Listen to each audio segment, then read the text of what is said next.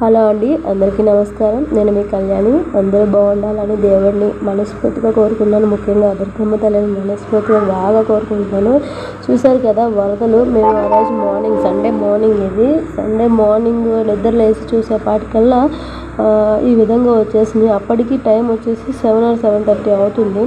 ముందు 6 కల్లా వచ్చేసి ఆ సందుల్లో వచ్చినాయి. ఆ తర్వాత 7:30 కల్లా ఇలా ఇల్లంతా కూడా వచ్చేసినాయి. ఇంకా అదంతా చూసే ఆందోళనలో ఉన్నారు మా ప్రజలందరూ, మా అపార్ట్మెంట్స్ అందరూ కూడా. ఇంకా అదే పనిగా చూస్తూ ఉన్నారు. చూసారు కదా, అసలు ఫుల్గా వచ్చేసింది. అపార్ట్మెంట్లో కింద ఫ్లోర్లో కూడా సగం వరకు వచ్చేసింది. మీకు తర్వాత ఆ వీడియో క్లిప్ కూడా యాడ్ చేస్తాను. మాకు తెలియదు కదా, ఇంకా రేపు సండే కాబట్టి ఇంకా నాన్ వెజ్ అలాంటివి ఏమైనా తీసుకొచ్చుకుందాం అన్న ప్లాన్తో మేము ముందు రోజు ఏమీ తీసుకొచ్చుకోలేదు. దాంతో ఏంటంటే పొద్దున్నే ఇంకా టిఫిన్కి వెళ్తున్నారు. పాపం టిఫిన్ కూడా అయిపోయినాయి అంట. పొద్దున్న ఎప్పుడో 8:30కి వెళ్ళారు, 10కి 10:30కి వచ్చారు. అప్పటికి టిఫిన్ అయిపోయిందంట. ఇంకా పాలు కూడా దొరకలేదు, కొట్లన్నీ క్లోజ్ అయిపోయినాయి. పాపం కొట్లు కూడా, ఆ చిల్లర కొట్లు కూడా వాటర్ వెళ్ళిపోయింది శుభ్రంగా. అందువలన ఇంకా మేము బ్లాక్ కాఫీ పెట్టుకున్నాం. కాఫీ అయితే అలవాటు కదా, బాగా హెడేక్ వచ్చేస్తుంది అనమాట. ఈ ఆందోళనకి, ఈ భయానికి బాగా హెడేక్ రావడంతో ఇంకా నేను టీ పొడి అయితే ఉంది కదా అని చెప్పి బ్లాక్ టీ పెట్టాను. ఇంక నీళ్ళు ఆగిపోతాయి, ఇంకా 4-5 days వాటర్ రావు అని వాళ్ళు చెప్పారు నాకు ముందుగానే. ఇంకా దాంతో ఏంటంటే ఆ ట్యాంకులో ఉన్న వాటర్ అన్నీ అలాగా దబరాలకి, ఉన్న డ్రమ్ములకి, వాటికి స్టోర్ చేసేసుకున్నాను. ఇంకా చూసే కొద్దీ వాటర్ పెరిగిపోతూ ఉంది. అసలు ఎంత భయంకరంగా ఉందంటే, ఇక్కడ నేను చూసేపాటికి అపార్ట్మెంట్స్లోకి ఆల్రెడీ ఫస్ట్ ఫ్లోర్లోకి చూడండి సగం వరకు వచ్చేసింది. ఇప్పుడు ఇక్కడ ఉన్నాయి చూసారు అపార్ట్మెంట్స్, పింక్ అపార్ట్మెంట్స్ అవి. ఇటువైపు ఈ అపార్ట్మెంట్లో ఒక మనిషి కూడా చనిపోయారంట అదే రోజు ఈవినింగ్కి. మాకు తెలియదు, తర్వాత చెప్పుకుంటే విన్నాను. ఇంకా పిల్లలు అందరూ పైకి వచ్చారు. అప్పటికి చిన్నగా వర్షం తుప్పర్లు పడుతుంది. ఇంకా వాళ్ళని పిలిచి తీసుకువెళ్దామని చెప్పి నేను వచ్చాను. అప్పటికి టైం 10:30 or 11 అవుతుంది. ఇంకా మాకు టిఫిన్లు ఏం దొరకలేదు. బొంబాయి రవ్వ తీసుకొచ్చారు ఇంకా వెంకి. ఇంకా అందుకని బొంబాయి రవ్వ ఉప్మా చేసాం. తప్పదు, నచ్చకపోయినా సరే తినాలి. ఇంకా పిల్లలందరినీ పెట్టుకొని ఇంకా 3 ఫ్యామిలీలు కలిపి కూర్చొని ఈ విధంగా తింటున్నాం. వేణుగాడికి అయితే ఫుల్ ఫీవర్, టైఫాయిడ్. అది కూడా ఇంకా వేణుగాడికి కోర్స్ కోసం ఇంకా వెంకీ అయితే బయటికి వెళ్ళి ఇంజెక్షన్స్ అవి తేవాల్సి వచ్చింది, తీసుకొస్తాడు. ఇక చూడండి వాటర్లోనే పాములు, అక్కడ గ్రీన్ దగ్గర చూడండి ఎలా వస్తుందో పాము. ఇంకొకటి చూపిస్తాను, ఇక్కడ ట్రాన్స్ఫార్మర్ దగ్గర చూసారా ఎలా పాకుతూ ఉందో. పాపం వాళ్ళకి వాటర్లో పాక్కుంటూ వెళ్ళాలన్నా కూడా చాలా భయంకరంగా భయం వేస్తూ ఉందన్నమాట. ఆ పాములు ఎక్కడ మీద ఎక్కుతాయో అని. ఆల్రెడీ వెంకీకి ఒకసారి అయితే కాలు మీదకి ఎక్కిపోయింది. ఇంకా ఫోన్లో ఛార్జింగ్ ఉన్నంత వరకు ఈ వీడియోస్ అయినా సరే, నాకు ఫోన్లో ఛార్జింగ్ అనేది అయిపోతే మేము ఎక్కడున్నాం, ఏం చేస్తున్నాం, ఎలా ఉంటున్నాం అనేది కూడా మా వాళ్ళకి ఇన్ఫర్మేషన్ కూడా వెళ్ళదు. ఇంకా వాళ్ళు భయపడుతూ ఉంటారు. ఇంకా అందుకని ముందుగానే ఫోన్ చేసి ఇంకా చెప్తా ఉన్నాం అందరికీ. ఇక పాములు చూడండి ఎలా పరిగెడుతున్నాయి, ఎంత ఫాస్ట్గా పరిగెడుతున్నాయో. పాములు ఒకటే కాదు, ఎలకలు, మళ్ళీ చాలా చాలా జంతువులు. అసలు చూస్తే కుక్కలు కూడా పాపం భలే అసలు పాకుతూ ఉన్నాయి. బాధ అనిపించింది వాటిని చూస్తే. ఏవైనా ప్రాణాలే కదా, మనుషులైనా ప్రాణాలే, కుక్కలైనా ప్రాణాలే కదా అనిపించింది. ఇంకా చూడండి వెంకీ ఇంకా మస్కిటో స్టిక్స్ కోసం వెళ్ళాడు వెంకీ. ఇంకా ఏమో బాగా ఎక్కువైపోతాయి, ఇంకా వాటర్ కదా, వాటర్ ఫ్లోటింగ్కి దోమలు ఎక్కువైపోతున్నాయి. ఆల్రెడీ పిల్లోడికి జ్వరం వచ్చేసింది కదా అని చెప్పి ఇంకా మస్కిటో స్టిక్స్ కోసం వెళ్ళారు. ఇంకా అవి చూడండి బాబా, అసలు భయంగా అక్కడ పాములు ఉన్నాయని చెప్పేప్పటికి అక్కడే ఆగిపోయి ఇంకా గబగబా వచ్చేస్తున్నారు అనమాట వెంకీ.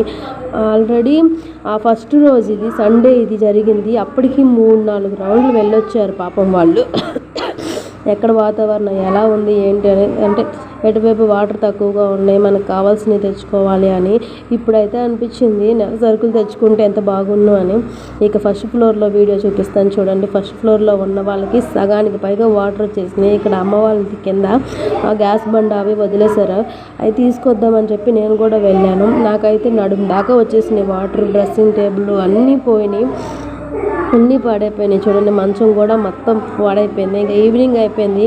కొంచెం ఫోన్లో ఛార్జింగ్లు ఉన్నాయి కదా, ఆ ఛార్జింగులతోనే ఇంకా 2 days అయిపోయింది. దోస పిండి ఉంది కదా ఇంతకుముందు నేను వేసింది, ఆ దోస పిండి కొంచెం ఈ బొంబాయి రవ్వ ఏదో ఉంటే ఆ బొంబాయి రవ్వ వేసి ఇంకా అలాగా పునుగుల్లాగా, అంటే ఎక్కువ రావు, జస్ట్ కొంచెమే, కాకపోతే పిల్లలు అలా ఉంటున్నారులే అని చెప్పి వాళ్ళ కోసమని ఇంకా వెంకీ అయితే ప్రిపేర్ చేశాడు. ఇలాగా గాలి రాకుండా అక్కడ మంచం పెట్టాడు. ఇంకా వెళ్తురంటే కరెంట్లు లేవు. ఇది వచ్చేసి పగల టైంలో బాగా కిటికీలు ఓపెన్ చేసి పెట్టాము.